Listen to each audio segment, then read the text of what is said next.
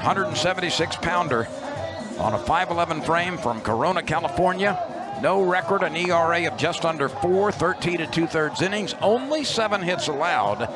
He's got 13 strikeouts. He also has thrown a lot of strikes. He's only walked 2 batters. Only walked 2, Lynn. Transferred in from Cal Poly, and he was kind of buried early, and he had an outing where he came in. Auburn was low on pitching. He came in against somebody non-conference, I can't remember who, and was electric, and he's been there ever since. Had a 3-inning win/save against Alabama last Sunday. So he can go 3 innings, and he's called on to do it tonight. But we've got a pinch hitter. We'll pick him up in just a moment. This is Jake Brown, I believe. Yes, sir, sure is. So Jake Brown is batting for Fry. Hetzer went to the slider first pitch.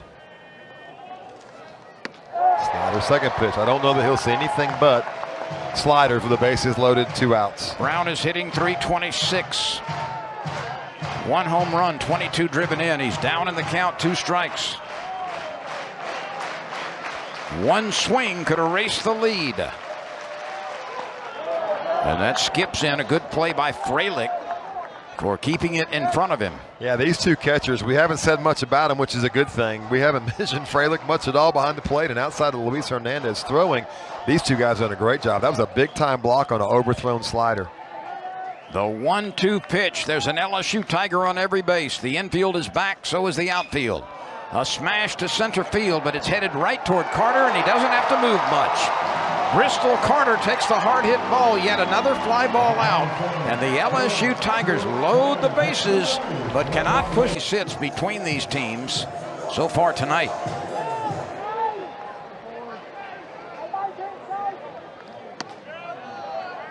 Chase Fralick, the first hitter for Auburn.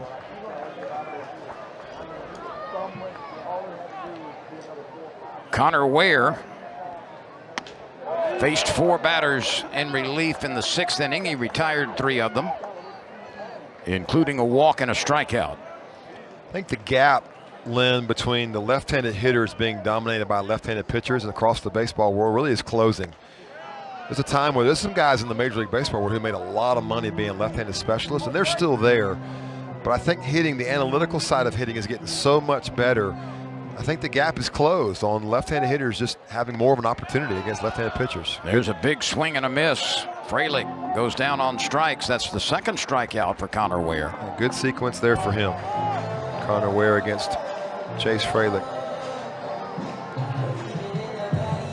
Lynn, you mentioned the top of the SEC. Texas had lost today. Arkansas lost today, and now Tennessee has lost. So 1, 2, and 3 in the league have lost today. LSU's got to come back to score 4 here. All 4 of the top teams will take a loss. That'll be it for Connor Ware. Good job by him of throwing the baseball, keeping LSU close. And he is making his 14th appearance. He's 1-1 with a 6.08 ERA. 13 1/3 innings. He's been a short reliever. And Connor Binge trying to keep Auburn at 4.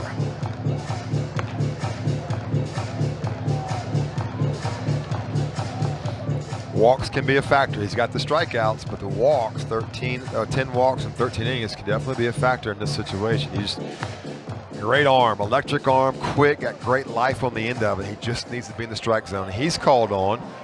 Same thing John Armstrong was called on to do, is just come in here and get ground balls. He's got sink on his fastball. He's sitting 92 to 95. That's his role here, is to keep the ball down and get ground balls.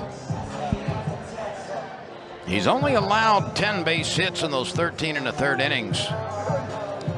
But a bit unusually, 4 of those have been over the fence. So here is Fabian. He's 0 for 2, a ground out and a fly ball to left. First pitch swinging, pops it up, and no play. 94 with electric life on the end of it. When you have an arm like that, here it is, hit it, baby. Good luck.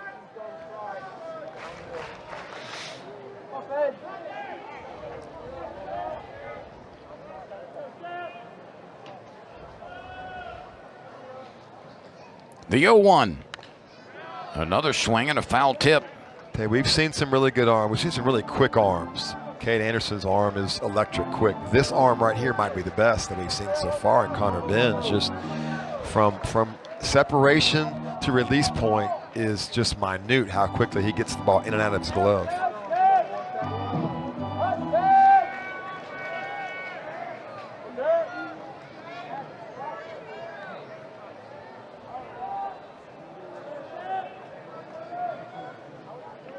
The 0-2 pitch from Connor Benj.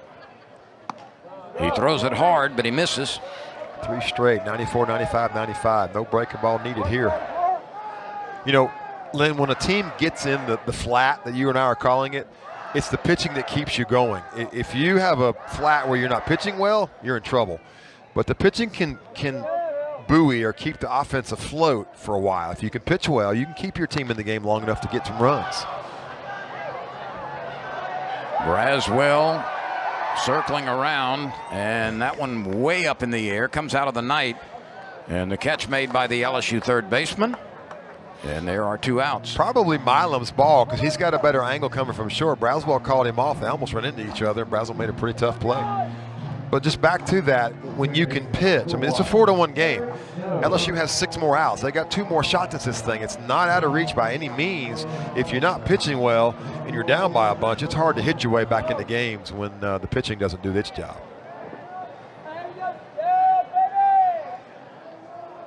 Here's Eric Snow at the top of the order. He certainly played a big part in Auburn's advantage right now. He had a double and scored in the 4th. In fact, he scored the first Auburn run to tie the game. And then he had a 2-run home run in the 5th inning. Dude is a baseball player. That's what he is. Good pitch. God, I'm just impressed by the speed of Connor Benj's arm. The way that thing gets out of his hand. You hear people call guys baseball players. What does that mean? They just do everything right. You run hard, you dive, and he's done that tonight on the pop-up behind first base. You have great at-bats. Eric Snow is just a baseball player. Left South Florida, went in the portal last year. Auburn was very fortunate to get him. Auburn's made pretty good hay out of their portal guys. Cade Fisher tonight, portal guy. This guy is probably the best so far of the season. Cade Snow, the portal guy. Done a good job recruiting. Carl Nonemaker, Gabe Gross going out and finding these guys and then bringing them to Auburn. Snow out of Forsyth, Georgia. 2 balls, 2 strikes. The bases are empty. Auburn has a 4-1 lead on the strength of back-to-back 2-run innings in the 4th and 5th.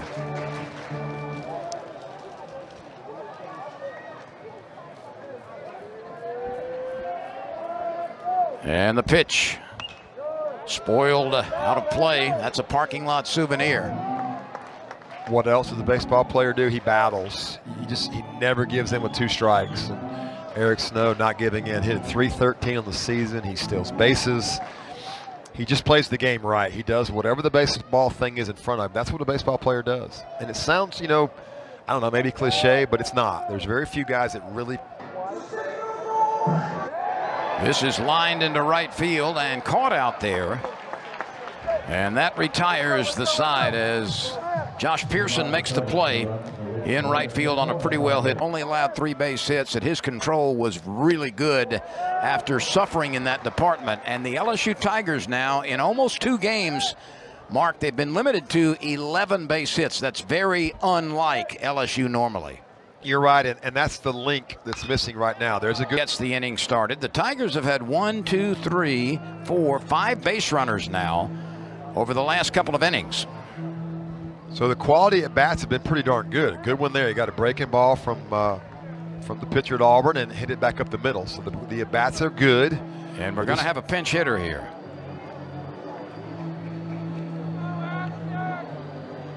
Hetzler survives, kind of like Ianson on the slider, and right there was a good one. Good job of hitting by Pearson. Ashton Larson has grabbed a bat for LSU. So Larson hitting .231 on the year. He's only had 26 at bats with 6 hits, a couple of doubles. Talked about Brandon Larson last night. Lynn, you remember him. He was from Kansas, I believe. I wonder. We'll find out. Let's go take a look and just see if there's any Any connection at all between these two? No, I don't think so. Wouldn't be his son. Brandon Larson's not that old, but it could be maybe a nephew or a cousin.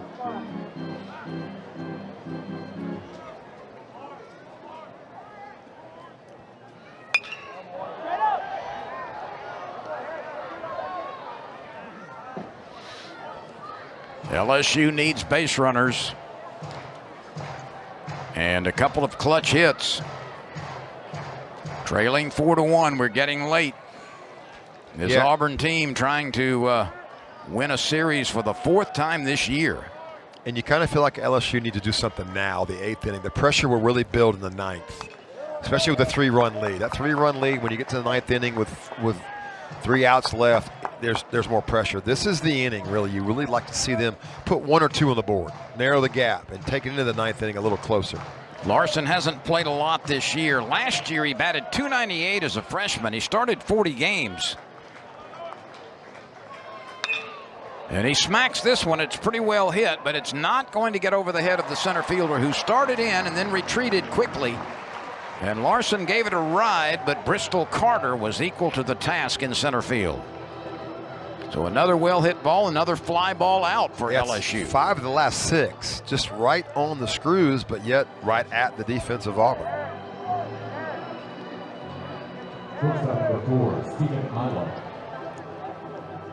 Auburn's infield could take a box lunch out with them defensively. They have been mostly idle. They are watching a lot, aren't they? Same with last night. We talked about the plays that Bub Terrell made, the outs 7 or 8 over in left field. Stephen Milam at the plate. He's been hit by a pitch. He homered in his first at bat. It was his 7th of the year. And right now, that's the only run LSU has managed. Funny how the game works. Has Terrell had to play at all tonight? Did I remember? I don't think so. Let me check real quick. Yeah, there's one back in the 5th inning. That's it.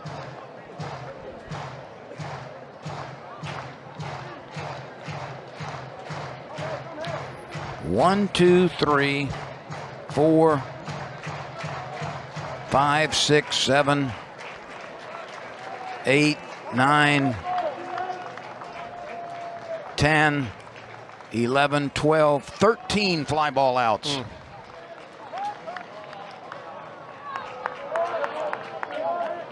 Hetzler, a 2-pitch guy, but he's showing you can do it. You can win a lot of baseball games if you can command 2 pitches. Got some good life on the fastball, and like we said, mixes the slider pretty well. There's a charge timeout there. Umpire, when Milam called time, he stepped away and pulled his book out. If he's making a note of it, do you get a limit on those? How many you can use before a strike may be called? I'm not sure.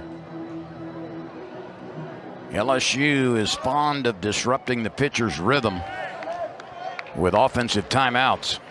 The pitch. Good pitch. It missed tight.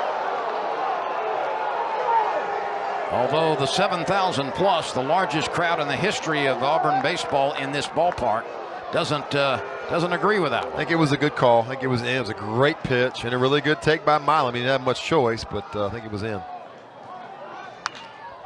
But I don't blame him. And Terrell just made a great baseball play. It keeps the double play alive. By him doing that, it keeps Milam out of scoring position. It keeps double play alive. But the tying run comes to the plate in the person of Braswell. You and I talked about the 2 bases at first. Well, we're going to have a pinch hitter here, too. When Milam dove back, Lynn, he dove back to the white base, which kept him safe. He'd gone to the green base, he'd have been out. Tanner Reed, the tying run, is at first base. The go-ahead run comes to the plate in the person of Chris Stanfield. He has struck out twice and singled last time. It's the first break LSU's got. They've hit some balls hard, so that's the first one where they hit it that it kind of found a spot where nobody was for Auburn. So Reeves comes off the bench and delivers a bloop RBI single. It's a 4-2 ball game. Hetzler rocks and fires and finds the plate. Last at bat, Chris Stanfield got a 3-2 fastball and hit a rocket back up the middle. There's speed everywhere for LSU, so a double here, the game's probably tied. Those guys can run, especially Milam. Stanfield wiggles the bat, chokes up just a little bit, sends a high fly ball to deep center field. Carter is back, but he's got room in front of the warning track. The runner at second base tags, and he'll make it to third as the ball is cut off on the infield. A pretty well delivered swing by Chris Stanfield, but Carter had room in deep center field. Runners on the corners now as Stephen Milam hustled over to third.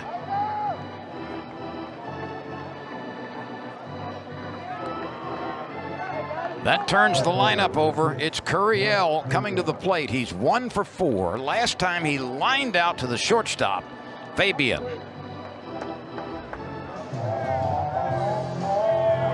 And Auburn, one of those super freshmen across the country. He's been on base in every game this year.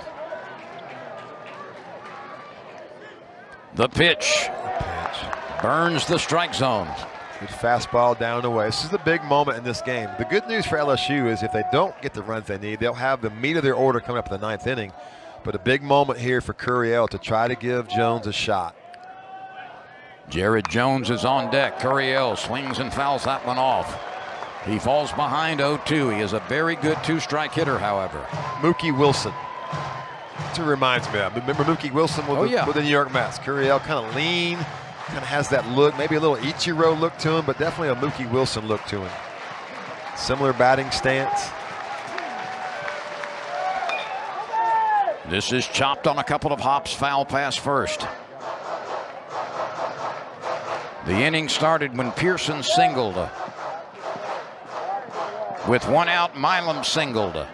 Reeves came off the bench, delivered an RBI single on a blue pit to center field. Stanfield hit the ball hard and deep to center field, but it was caught by his counterpart, Carter, and now it's Curiel. The 0-2 pitch coming, runners on the corners. Again, a foul off to the right side. He's a warrior. He just battles and battles and battles, does Curiel at the plate.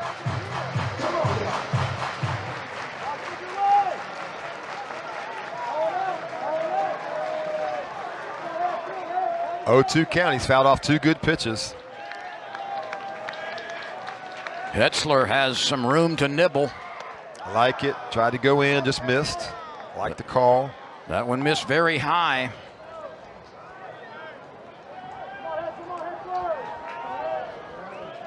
One ball, 2 strikes, 2 outs. It's by 2. The tying run at first base. The pitch. Smacked on a hop to the second baseman who was perfectly in place. Snow makes the play. A pretty well hit one hopper for tonight of LSU. Sure has. Connor Ware, Connor Benge.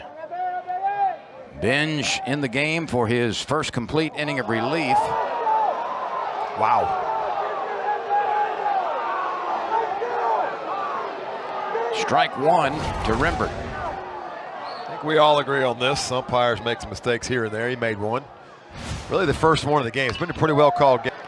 On the speedy Rembert. 6-3 on the putout. That's the reason you have the green bag. I mean, that's a play where if you have the white bag, first baseman coming into the base path, and that extra foot protects both guys from getting hurt. That's why it's the best thing that they've done in a long time. Great play there. And LSU is going to go to the bullpen again. Yeah, it's matchup time now, Len. You have to go left, right. Coach doing a good job using his bullpen and just trying to keep it right there. 4-2 is much doable for this LSU offense if they can hold it right there. So we'll take a timeout right here as LSU goes to the bullpen for the 3rd time. Tigers of LSU trail by 2. Rouge. He does not have a record of 5.40 ERA, 7 hits allowed in 8 1/3 innings. He's walked 6. That's been a bit of a problem, and he has struck out 7. His 13th appearance coming from Primo. They like to use him against left-handed batters, and not too much after that. Well, he's got a plethora of those coming, to throw a big word back at you. 3 in a row here, and 3 good ones. And Auburn does swing the bat well against left-handed pitching, so we'll see what Primo has. It's a different throwing motion. He hooks the ball almost like Rick Sutcliffe, kind of a little hook behind him there.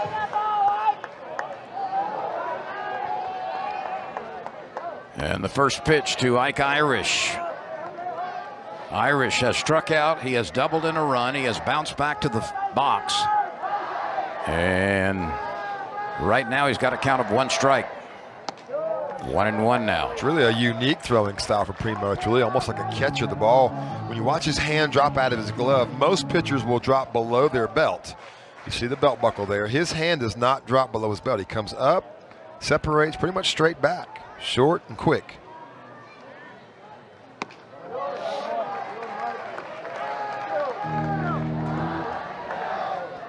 Ike Irish is just so patient. You just don't see him give it bats up very rarely at all.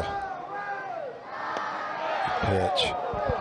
Right down on the knees. Yeah, maybe a little change of arm slot there. So you have arm slot, you have release point. Arm slot is how you come out of the glove. Arm swing, release point's where the ball comes out of his hand. The 2-2 pitch. Primo grabs it in the circle, fires it over. 1 gone. So Or make it 2 gone as Primo retires the first batter he faces. Question for you, Lynn. If Ike Irish hits the white part of the bag right there, is he automatically out? Yeah. You have to hit the green. Got to hit the green. Yeah. Okay, I thought so. I want to be sure.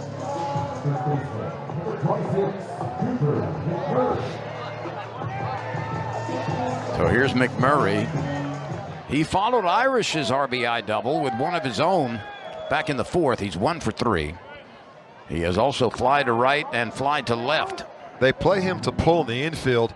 Derek Curiel is almost leaning against the outfield wall. He is standing on the warning track. I think he was scratching his back on the wall. Well, he might need to. Just stay there, because that's exactly where Cooper McMurray hits him when he goes the other way. But look at Dickinson at second base. Yeah. He's playing right field. There's an attempt the other way. Dickinson is what, 10 steps on the outfield grass. Yeah, and he's walked up a couple. Now they're going to shift third base over with 2 strikes. You'll see that's a long distance run. That's a marathon, running from third all the way across to behind the bag at second.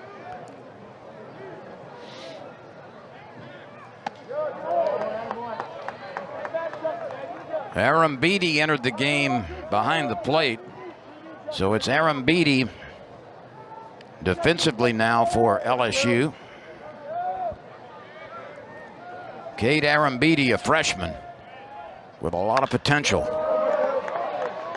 Well, and a great job by Luis Hernandez. He came out for a left-handed pitch hitter in that inning, but we just want to recognize him. He's done a heck of a job running the defense, the pitching. A couple guys he's thrown out the last 2 nights. Been very quiet, which for a catcher is a great thing. Cooper McMurray just battling, fouling balls off. The more pitches you can see as a hitter, the more advantage you have. You see the breaking ball, you see the changeup, you see the fastball. Now there's no more surprises, and you feel much more comfortable at the plate. I want to go back to the positioning of Curiel. I don't think I've ever seen an outfielder line up on the warning track, and he is straddling the grass and the warning. There he goes back on the warning track. Yeah. I mean, you can't get any deeper than that. Well, and what that does, if that ball is hit over his head, it's an extra base hit or a home run. That's right. If it's over his head, he'll come out. He'll play the carom. So that's good defense, really, because there's no need to go back. It makes it real easy. It's a one-dimensional setup, and he can just come forward and catch the ball off the relay. Now, it's only about 350 feet, maybe. A couple of years ago, he would have maybe been a little big. Might have struck out right there, but he shortened up. He fouled off 4 balls. Watch this swing now, folks. This is just short and sweet. Not too big about how hard you throw. But Lynn, when you sit and watch the major leagues, that's not what you see. You see guys in the 90 to 94 range who can sink it, change it, and spin it. Yeah, there's some guys throwing 100. Sure there is. There's been Ben McDonald's around in generations past. But it's not what you see when you look at the best players in the world. Aram Beatty, for the moment, has difficulty locating it. Did a little 2-step there trying to find it. LSU is so close. They just don't want to make a mistake here. You've got 2 outs. You're down by 2. Offense is clicking a little bit with some line drives. Terrell is 0 for 3 with 2 strikeouts. This will be up over the roof. 7,231 in the ballpark tonight. That's every seat plus a few more. Tell you, Terrell really. Gabe Gross. The more I watch him, I got to see Gabe as a coach 1 year before he went on the pro ball, and it's so similar and so good. Stanfield coming on quickly from deep center field. He's there for the out. All right, we got a ball game in the ninth. So LSU going to the ninth trails Auburn 4-2. Has struck out twice. He has flied to center field. He has popped up to the second baseman. The pitch. Steve right. Ryan Hetzler. And Lynn, it's the beauty of baseball is this. It's not been a good weekend so far for Jared Jones, but one swing, things get better. That's the beauty of baseball is you get to do it again the next day, the next at bat. LSU had a pitch. LSU would love to have him at the plate with a base runner aboard. Absolutely. He got one there. That was the best swing he's taken all weekend. He was very aggressive and just missed it. But he falls behind, no balls, 2 strikes. He's chased a couple of balls that may have been high away. I don't know for sure. We'll see it here. Auburn has climbed the ladder on him now 4 times. They struck him out 4 times in 2 days. Lynn, I don't know that Auburn knew what they were getting when they went into the portal last year and got Ryan Hetzler out of California. I don't know if they saw this. He wasn't really in the mix, I don't think, a lot in January preseason. But, man, he has stepped into this role, and he has been really, really good. LSU needs a base runner to bring the tying run to the plate. Dickinson lifts this one out of play on the right side. Not able to be fielded by Irish. No, for the history of this stadium, when you see an outfielder flying at that brick wall, you flinch. They've all been taught, the Auburn guys anyway, to slide under. That's the term you yell at them. And get down on your feet and do not hit that brick wall.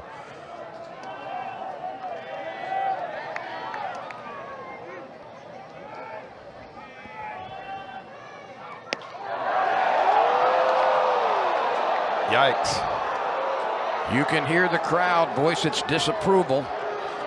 Frelick signaled to the dugout that it was not a strike, so good for him to calm the crowd down. Here's the help. The 1-1 pitch to Dickinson. Sent out to right field. Irish is retreating. It appears he has room, and he does. There's the second out. Lynn, as you've told us for the last 6-7 days, that's 14 fly ball outs, which when LSU, if they don't come back right here, they have their post-game talk. That's going to be the point. Tomorrow in the batting practice, that's going to be the conversation is get the ball on the ground. Let's quit hitting the non-competitive fly ball outs. Jake Brown comes to the plate for the second time tonight. He flied out to center field when he came on to bat for Fry in the 7th inning. The pitch. Steve right. Hetzler's electric. He's sitting 93. He doesn't throw balls. He just dominates that strike. As I look at him, he is ready to go. Staring over that glove. And the crowd is on its feet. Auburn can win the series with a victory tonight. It's 1 out away. The 1 strike pitch off the plate wide, 1-1. We mentioned Auburn won 8 games the entire year last year in the conference. If they can pull this off, this will be their 8th win with 16 games to go. It would also be their 4th series win of the year. So they would have won the series against every opponent so far, with the exception of Georgia, which swept Auburn. Yeah, you go through a season like they'll work it out. They win tomorrow, they go home with a win, they're just fine. But for Auburn, it's their day. And tomorrow will be the final day of the series. It starts at 2 o'clock Central Time. We hope that you will join us right here on the S.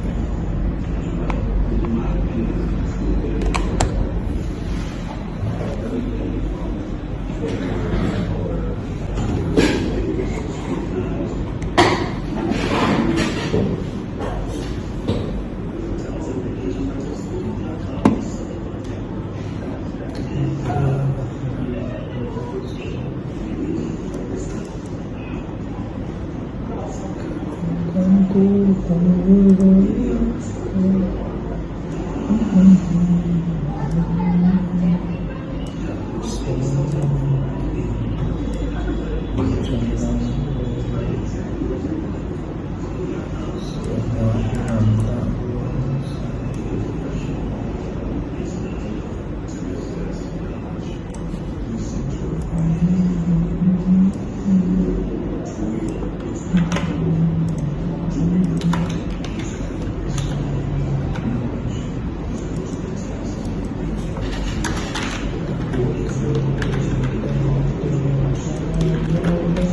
lỡ những video